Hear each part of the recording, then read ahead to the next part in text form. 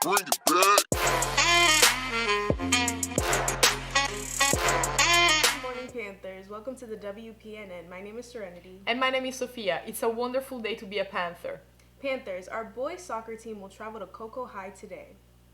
The games will start at 5:30 for junior varsity and 7 for varsity. Our girls soccer team will travel to Melbourne High today. The games will start at 5:30 for junior varsity and 7 for varsity. In other sports news, baseball arm conditioning has already started.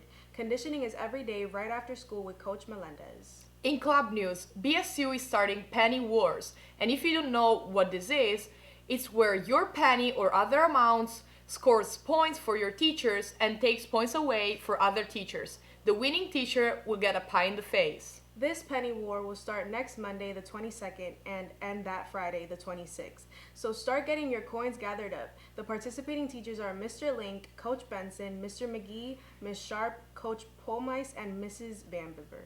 You have all this week to decide who you would like to see get pied in the face on January 26th. Remember, Panthers are respectful, responsible, and prepared. Go Big Blue!